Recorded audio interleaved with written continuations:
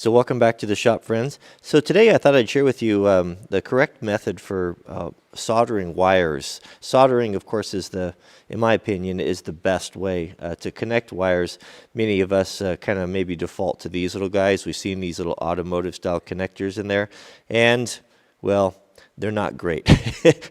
Just go look at your trailer after a couple of years being outside using these. You know, they're not ideal. The ideal way, though, is to solder. It's a little intimidating, I think, by a lot of folks because maybe you don't have the equipment or you've had bad luck with it. I'll show you how easy this is to do with just a tiny handful of tools, and I'll show you. Let's go into the kit right now. There's really just a few things you need in your kit. And, you know, it's worth $100 or so. You can put together this kit that'll serve you for a lifetime. You'll be able to repair electronics and different things that oftentimes we just throw it away because it's not worth the trouble of trying to find someone to fix it, you know, little things that come loose. I think it's worth it. So yeah, just get yourself a soldering gun. You don't have to get anything fancy. Just these welders are good. They're probably in the, I don't know, $40 range, not very much. You want some rosin paste flux. You want a little brush and some rosin core solder. You don't want to use the solder used for plumbing. It's not the right stuff. And this right here, this stuff's amazing. This is a 3M silicone dielectric grease type of thing that we use, as well as, you know, a good selection of shrink tubing. So let's show you how to prep it, and then we'll go through the whole process here. Do yourself a favor and get a couple of these alligator clips. You don't have to have those fancy stands, you know, if you're just doing this once in a while. Take 2 alligator clips and clamp them in your vise like this. Now, some of these alligator clips have a pretty tight spring on them, so take some shrink tubing on the ones you're going to keep in your kit and just melt it on there, and that way they won't mess up your wire. And this is going to hold things securely, and you're just going to get a whole lot better job. Okay, so for joining the wire, there's a couple different ways of doing it, but what I have found to be the best, and this is what Granddad always did it, is you fray the ends of the wire like this. You kind of splay them out like this and join them so they intermingle, kind of mesh like fingers together.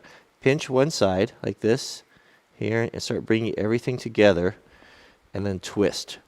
Twist this side here, and then twist this side over here like that. And that's going to give you the cleanest, the smallest, because we're going to shrink. If this is going to be something that's exposed and we're going to put our shrink tubing on there, it's going to be a little more low profile and look a little better. Now we can clamp it into our jaws and get everything ready for the solder. I don't think I mentioned you want a damp sponge too. Just any sort of old worn out sponge would be fine. Now with everything ready, you're going to take your rosin flux, right? And we're going to apply that on there like that. So just coat that on there, and that's going to help that solder to bind. It probably wouldn't be a bad idea to have heated that up first.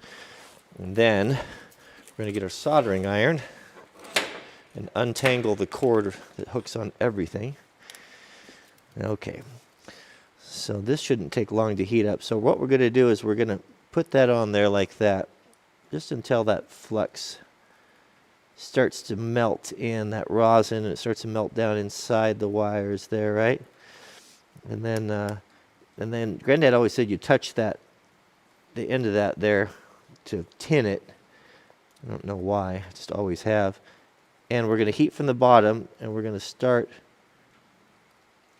heating that up until this melts. Now we don't want to touch the solder to the iron. Oh, that took a long time to heat up there. There we go. Now it's sucking in there just like that. We don't put so much on there that it's going to you know, drip off. And don't try to dribble it on there. I could probably use a little bit more right there. There we go. That's all. That solder joint looks pretty good. Now remember, this is marginal advice, so take it for what it's worth. Now we want to waterproof this. This is where we're going to use the 3M silicone paste. Having this in your shop, anytime you put together electrical connectors or anything like that, is so good. It's so good. And we'll just put a little bit of that on there like that. And then, now we're going to do our shrink tubing. Now I'm going to use a piece of clear shrink tubing just so you can kind of see what's going on and what a great connection that this is. So what we can do here is, once we have that grease on there, now we'll thread our shrink tubing on here like this, and try to be careful when is to hold that, not to scrape all that silicone grease off there, and just place it like that. Now your shrink tape's going to shrink on the ends about 10%. So I'm always pretty liberal with that, and give myself plenty of tubing. Now you can use I'm going to use a heat gun. You don't have to use a heat gun. You can use a lighter. You can use a torch. Problem with the lighter and the torch is if you're not really careful, it will tend to burn the wire in the housing. Start from the middle. You're going to start from the very middle, and you'll see that that's starting to shrink right there. And then work to the outside edges.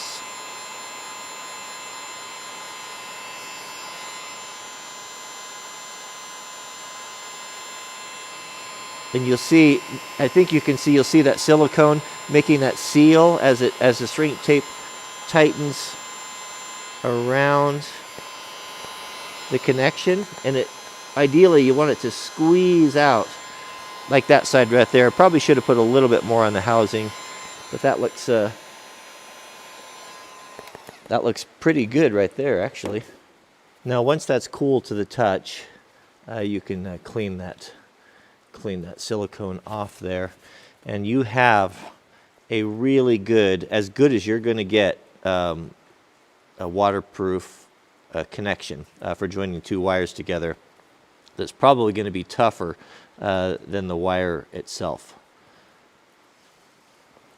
So that's all there really is to it for connecting those, and that again, that's going to be your best connection. If you can take a little bit more time and you can solder these with a shrink tape instead of using those blue automotive style connectors, you're most likely not going to have to go back and redo your electrical work, especially for stuff that's going to be sitting outside, like trailers, or especially boat trailers, or there's a lot of water and spray on those, and it's pretty hard on electrical stuff. So what I'm going to do, I was going to add, a lot of folks have been asking, what happened to Wrangler Mart?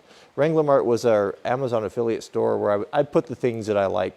People often ask, what do you recommend? What do you like for, what's that shirt, or what pocket knife you like, or what camera equipment you're using, and then they shut down the stores. Well, we've got a new one now. They've started a new program, and I will put a link to that down in the subject heading. It's at the wranglermart.com will go over there. I'm forwarding those addresses. What I'll do is, because I know I'll get a lot of questions about this, I'll do affiliate links. Affiliate links are a way for us to support the channel. If you buy something on Amazon that I feature in the video, we get a small percentage from that, and it helps us to fund the channel. It doesn't cost you any more than what you'd normally buy it for, but it's just a way of helping creators out. So what you're going to want for your electrical kit, just basic stuff, is a soldering iron. I'll put one there that's good quality and not too expensive, and a heat gun. When you're buying a heat gun, make sure you get one that stands on its own, that's got some feet on it. Like this one here will sit like this on your bench. That way you can work on it hands-free. So if you're heating stuff or like that, to have two hands and have it so you don't have to clamp it in the vise is actually pretty nice. So those are the two main things right there. I'll put the flux, the silicone paste. You definitely want some of that. That's a must-have. That's like the WD-40 of electrical work, and solder and shrink tape. If I was going to add to that, I would invest in a pair of good strippers. Wire strippers are very nice. They'll pay for themselves on it if you have a small project, and some good crimpers and nippers, and that's about it. So I'll put together that kit for you on the store. So thanks for watching, and we'll see you guys on the next video.